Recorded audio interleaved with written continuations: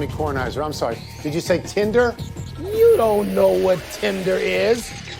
You don't know. Isn't Tinder that sort of, quote, dating site? Yeah, you can use the word dating if you want.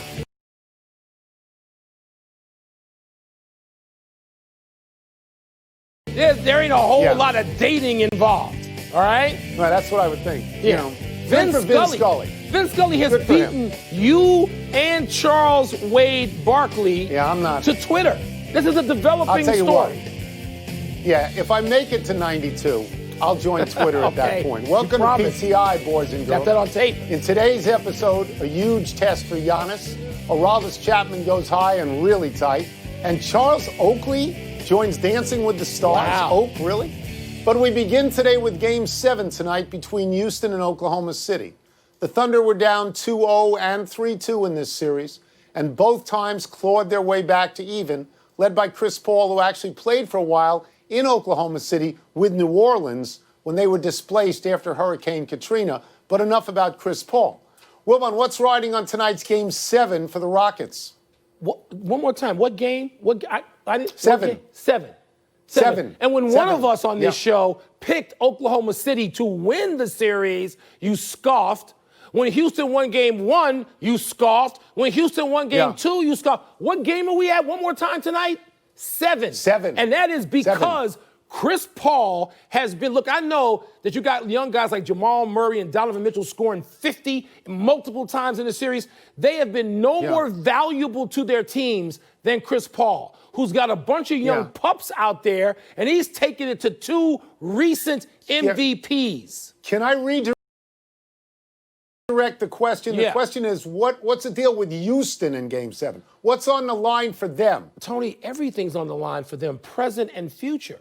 I mean, to me, look, Mike D'Antoni may not be back in Houston anyway, because, you know, they had a chance to extend him and they didn't do it, and other people are interested in Mike D'Antoni already. He's so Mike not D'Antoni, coming back. Win or lose, He's done. Right, but if they lose, it's over. Tony, and, you know, look, I have somebody I'm interested in on that Houston Rockets team, because Daryl Morey is a good Northwestern man, and I care what happens to him in his career. Hiding under a bed for 6 months No, that's not true. now. He's been doing podcasts. Everybody's except yours. Now, the China thing, James Harden, this is all on James Harden. Don't tell me it's on Russell Westbrook. He joined this team. No. This is on James Harden, all right, who didn't even have the ball. James Harden, who wasn't, as somebody pointed out last night, maybe it was Kenny Smith, he wasn't cutting, he wasn't screening, he just stood there while Russell Westbrook turned it over 7 times. He just stood out at the top, waiting for a step-back 3. This is a referendum on James Harden, who's a great player, but I think Oklahoma City wins and Houston goes out again like they seem to go out all the time. So let's review. It has no effect on Mike D'Antoni because he's not going to be back. Right. Even if he wins, he's not going to be back. He's going to pull a Barry Trotz and he's going to leave, and they're not going to win because the winner of this series gets the Lakers and the winner of the series is out. It lands, and you are correct, on James Harden. I don't know if this is fair or not because James Harden in these playoffs, through 6 games, is averaging 31.5 points and shooting 49%, his best playoff numbers ever. He's got 8 assists a game and 7 rebounds, but it will land on him because the other guy was out for the first 4 games, and he's not at 100%. And it'll land on Harden because we always see him in his position on the floor looking for his mouthpiece. This is what happens to him. I think they will win this game, Houston. But if they don't, this is amazing. It lands full on Harden. Every year you make this observation about Houston and Harden, and then you pick him anyway. You, just like Charles, all year, for 20 years, Charles has been saying that Chris Paul is the greatest leader in the NBA, and he is, so Charles is right. Yet he picked Houston. You and Chuck, I'm calling you both. You better turn your phone off because the Oklahoma City Thunder are going to win tonight. I told you they're going to win the series.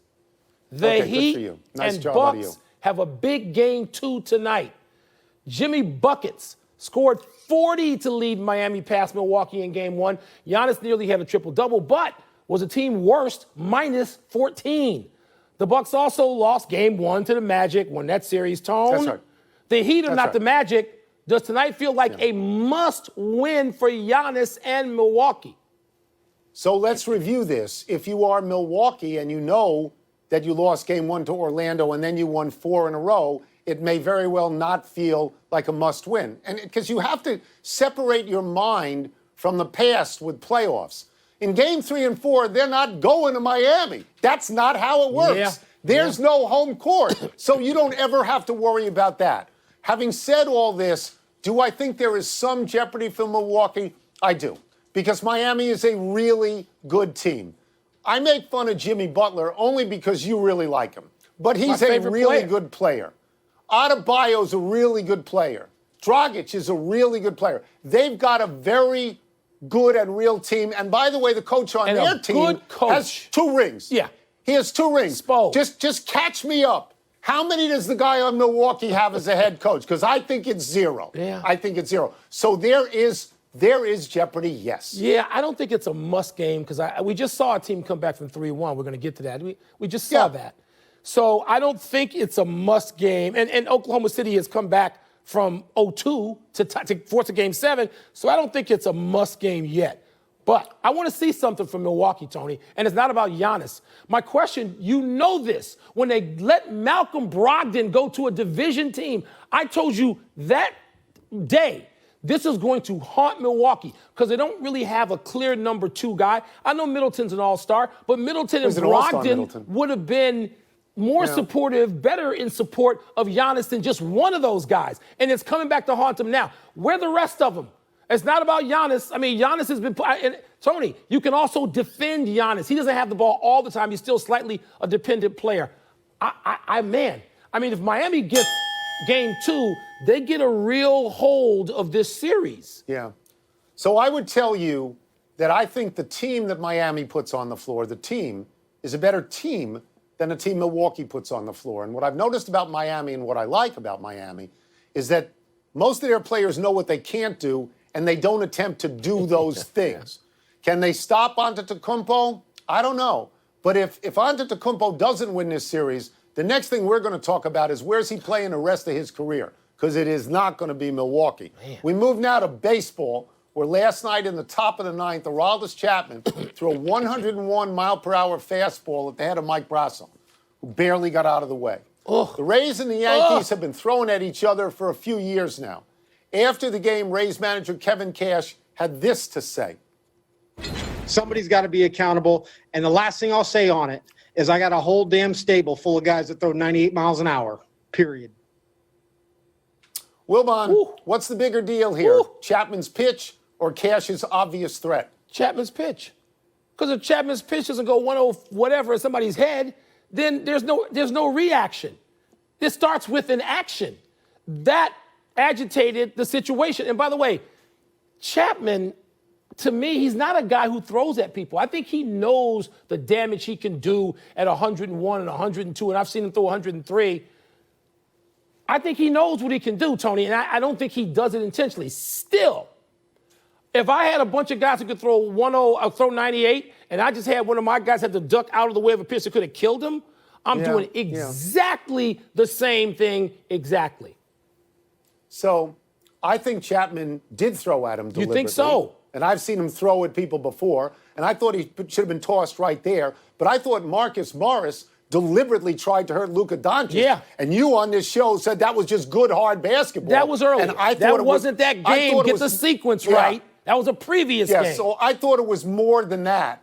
In this particular case, look, we're going to end up with the unwritten rules of baseball. Tanaka hit the first guy on the Rays. He hit the first guy. He should have been tossed because of the history here. Right. Since 2018, Mike, the Yankees have hit the Rays 19 times. Too many. More than any other team. There was clear intent here, Mike. Well, clear intent. And Chapman got 3 games as a suspension, and Cash got 1, and Boone got 1. I'll tell you this. Tonight they play for the last year.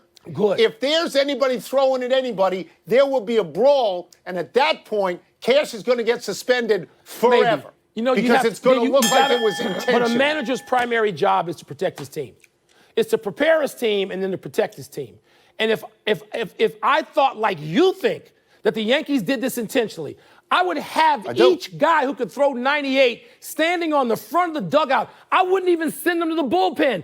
On the dugout, come in as soon as you can and throw at a Yankee. And by the way, I don't care if it's the Yankees. Just it's the point of it. In baseball, they have all these unwritten rules. Here's another.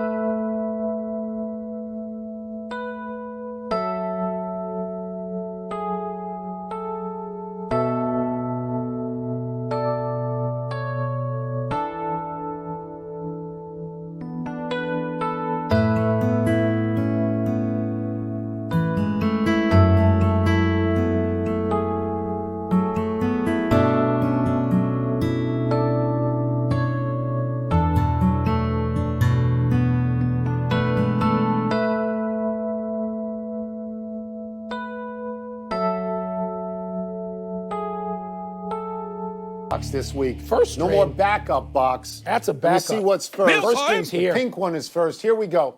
Did the Nuggets win the series or did the Jazz gag? Tony, I thought the Nuggets won this series, and I realized that Utah was up 3-1. And they got in that position largely, they got in control of the series without Mike Conley. And then Conley came back, but if you look at the numbers he put up, he wasn't a no-show. Conley played well. And then this game last night, which was incredible, it did not have the individual numbers that Jamal Murray and Donovan Mitchell had put up earlier in the series. The series was incredibly contested. It was tight. It was dramatic. No, I'm going to give Denver credit for winning the series. Yeah, the last game was incredible. It was incredibly bad. Oh, stop. The game ended. Stop whining. It was terrible. You didn't watch the game. game. I did watch. You watched? It was the roughest watch of any Game 7 of all time. It was dramatic, It was though. awful. It ended dramatic, I'll give you. Yeah. It ended 80-78, which is halftime with the Clippers and the Mavs. 80-78. It is. 33 total points in the fourth quarter. Klay Thompson can do that by himself. Read the box score, Mike. Denver shot 37%, Utah 38%. I'll tell you this. I know that you love Donovan Mitchell. I know you love Jamal Murray, and with good reason. And you have gone on this show and you have said, don't think of them as emerging stars. They're stars. Think of them as MVP candidates. Yep. Think of them as superstars. Well, in a Game 7, Mike, you made a big point that it was Game 7 when we opened this show. Right. With Oklahoma City and Houston. In a Game 7, Donovan Mitchell was 9 of 22. That's not that Jamal bad. Murray, 7 of 21. Jamal Murray averaging 47 the last 3 games, gets 17. Let me ask you this. In a Game 7, Michael Jordan ever come up with those numbers? If you're going to be an he MVP. lost one to Detroit. He probably was about that. And Allen Iverson, who you worship, 7 for 21. We called a B-plus game for him in terms of shooting percentage. So don't get crazy. Here's what you and people of your ilk do. It was dramatic and bad. Even Uber producer Matt Kelleher. Nailed you guys this. go crazy when there's too much offense. You say, oh, there's so much offense in the bubble. And last night offense. there was defense played, and now Stop you want to have it stalling. both ways. There was no Stop defense. Whining. It was garbage. Stop whining. Stop stalling. This is a better question. What? How is Wilbon feeling about his prediction that Toronto will make the finals again? What did we just say about 2-0? It's not like the series is going to Boston and they're up 2-0. Is they still got to play in the bubble. And so, look, Tony, the best player on this court, I want to see who you say it is. It was Marcus Smart was the most important player last night. But there's That's a right. former Dookie, my son's favorite player. I got to hear this every night, Jason Tatum. He's the best player on the court. So Boston's got the best player on the court. They might have the best defender. I'll stick with Toronto, but Boston's done a hell of a job. I think either one of these teams would beat Milwaukee if Milwaukee was able to get past Miami.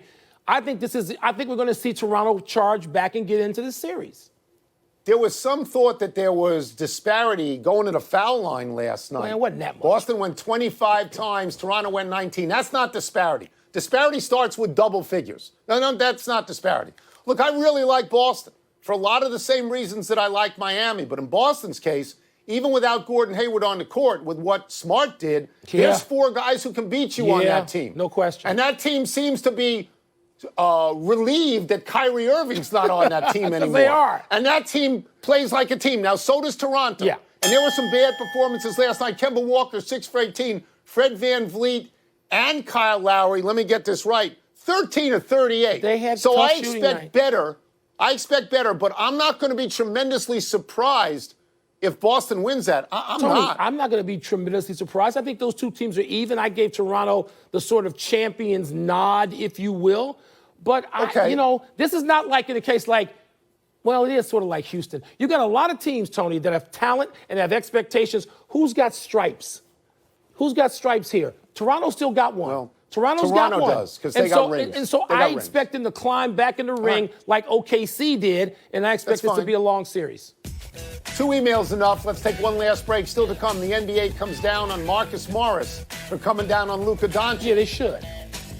Tony and I are going to share a few thoughts, or maybe more than that, on the John Thompson we knew. And we knew him. Yeah, we did. We were there. We are going to take this time to note the passing of John Thompson. Today would have been his 79th birthday. You have heard much about him, but we knew him. We covered him. We wrestled with him. We analyzed him. We appreciated him even when he did not necessarily appreciate us. We took his phone calls at 2 a.m, and we faced him the next day when we wrote something that boiled his anger. We went up the steps and through the locked doors to speak with him when he summoned us. And we watched as he used his great size and great brain and great capacity for rage to dismiss people. At times we felt his pain, at times we shared his laughter, and at times we wanted to say, no, you people who see him as a one-dimensional villain, you don't get it. You're missing the point. He was a fine and moral and compassionate man underneath all that studied bluster. Mike will speak for himself, but I found John Thompson a worthy adversary for a newspaper sports columnist and an admirable man who stood bigger and taller and far more complex than many who stood near him. Well, Tony, you spoke for me too, and I'm going to add that Big John barely spoke to me when I was a 22-year-old sports writer assigned by our boss, George Solomon, to cover the team. Barely spoke to me. And things evolved, and I became a better reporter because John didn't initially speak to me. It made me learn how to develop sources and coaches and assistant coaches and players everywhere, all over the place, which John, of course, knew what he was doing at the time. But at 27 years old, I think, my father passed away March 11th, so we're in March Madness. I didn't tell anybody. I hopped on a plane. I flew to Chicago. I got there. My mother's on the phone. And she's on the phone for what seems to me to be an inordinately long time. I was annoyed. She gets off the phone finally, and I said, who are you talking to? We got stuff to do. And she says, I was talking to Coach Thompson. And I said, and that was about? She said, I'm not telling you. I get back to Washington. I'm covering the team again. I see, Coach, thank you. Thank you for everything you did. What'd you and my mother talk about? I'm not telling you. I'm not telling you that. When I got to the funeral home, the biggest wreath of flowers at my father's casket said, from Georgetown Athletics. And then the next largest wreath of flowers at the other end of his casket said, from John Thompson and the Georgetown basketball team, as if that all wasn't one and the same. And I say all this, Tony, I texted Patrick Ewing and Ronnie Thompson. I haven't talked to John III yet, but Patrick and Ronnie to say, thanks for letting us share Big John. Thanks for you guys sharing Big John with those of us on the outside. While I never played for him, obviously, I felt like he coached the hell out of me for nearly 40 years. And Patrick got the biggest kick out of that and sent me a text back saying, he did, and we understand. And we knew we had to share him with everyone. And so I am thankful, like you, that we got to be in the front row of that long, glorious ride, historical ride, and I'm glad I didn't miss any of it. Happy anniversary, Robert Griffin III. On this day 9 years ago, RG3 threw 5 touchdowns as Baylor opened its season with a 50-48 upset of number 14 TCU.